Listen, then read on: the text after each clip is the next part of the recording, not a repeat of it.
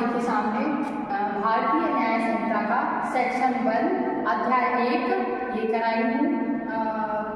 Section 1 किसके बारे में बताता है? नाम, परिवर्तन तथा विस्तार।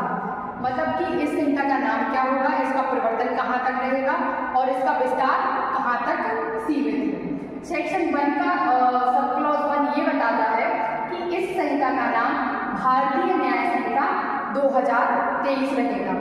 मतलब कि ये है कि इस संहिता का नाम क्या रहेगा? 2023, भारतीय न्याय संहिता 2023। सेक्शन 1 का सब क्लॉज 2 यह बताता है यह उस दिनांक से लागू होगा जो केंद्र सरकार राजपत्र में अधिसूचना द्वारा जारी करेगा। मतलब केंद्र सरकार को ये पावर दी गई है, जब ये बिल बन जाता है, राष्ट्रपति के हस्ताक्षर हो जाते हैं, उसके बाद केंद्र सरकार के पास यह पावर रहता है कि वह राजपत्र में अधिसूचना जारी करके किसी भी नियत दिनांक में इस बिल को क्या कर सकता है? लागू कर सकता है। ठीक है। फिर सेक्शन 1 का सब क्लॉज 3, सब क्लॉज क्या कहता है? 3, प्रत्येक व्यक्ति इस संहिता के उपबंध के प्रतिकूल प्रत्येक कार्य या भोग के लिए जिसका वह भारत के भीतर दोषी होगा इस संहिता के अधीन दंडनीय होगा, अन्यथा नहीं। अर्थात प्रत्येक व्यक्ति में मेल फीमेल दोनों ही लोग आ सकते हैं। इस संहिता के उपबंध के प्रतिकूल प्रत्येक कार्य, ऐसा कोई कार्य जो इस संहिता के अंतर्गत क्या बताया गया है? प्रतिकूल बताया गया है। कार्य और लोग मतलब कोई सिचुएशन क्रिएट करना जिससे क्या होता है? कोई ऑफेंस क्रिएट होता है, जिसका वह क्या है? भारत के भीतर इन द सेंस कि भारत के अंदर किसी भी स्थान पर, ठीक है, क्या होता है? कोई ऑफेंस क्रिएट होता है तो वो इस संहिता के अधीन दंडनीय होगा, अन्यथा नहीं होगा। आगे हम देखते हैं सेक्शन 1 का सब क्लॉज 4, भारत से परे यानी भारत के बाहर किए गए किसी अपराध के लिए जो व्यक्ति भारत की समय किसी विधि के अनुसार विचार और विचारण का पात्र होगा, अतएव यह माना जाएगा कि ऐसा अपराध उसने कहाँ किया है? भारत में किया है। हम जानते हैं कि भारत से परे यानी भारत के बाहर किसी भी स्थान पर कैसा अपराध? इस संहिता के प्रावधानों के प्रतिकूल अगर कोई अपराध करता है, कौन? भारत का नागरिक, तो वह कैसा माना जाएगा कि उसने अपराध कहाँ किया है? भारत की सीमा के अंदर किया है। ठीक। आगे हम 1 का सब क्लॉज 5 देखते हैं।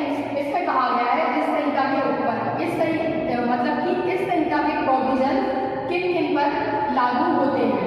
तो ये कहता है भारत से परे किसी स्थान भारत के किसी नागरिक द्वारा किए गए अपराध पर लागू होता है। मतलब कि ऐसा प्रावधान है इसमें कि भारत से परे किसी, भारत के अंदर नहीं भारत के बाहर किसी भी स्थान पर भारत के किसी नागरिक द्वारा किए गए अपराध के ऊपर यह कौन सा? 1 का सब क्लॉज 5 लागू होता है। ठीक है। 1 का सब क्लॉज B क्या कहता है? भारत में रजिस्टर्ड किसी पोल या विमान चाहे भारत के अंदर हो या बाहर, तब ऐसे समय में कोई व्यक्ति उसमें कोई अपराध करता है, तब ऐसा माना जाएगा कि वह अपराध कहाँ किया गया है? भारत के अंदर। अर्थात कि भारत में रजिस्टर्ड, यदि कोई क्या शिप्स या एयरक्राफ्ट भारत में रजिस्टर्ड है और उसमें उस समय में कोई ऑफेंस होता है, तो कैसा माना जाएगा? कि चाहे वह भारत के बाहर हुआ हो, चाहे वह भारत की सीमा के अंदर हुआ है, तब ऐसा माना जाएगा कि वह अपराध कहाँ हुआ है? भारत के अंदर हुआ है।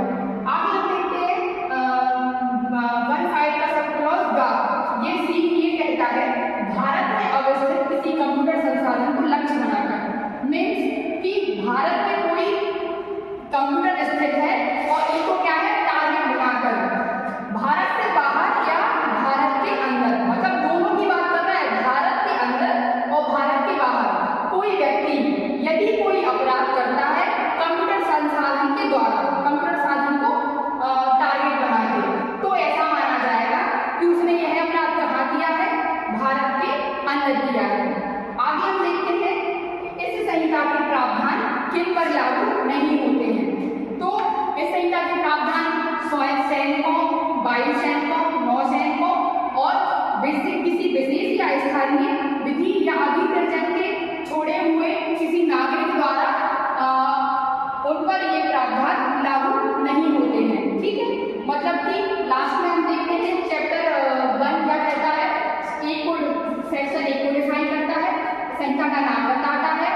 लागू कब होना है ये बताता है। भारत के अंदर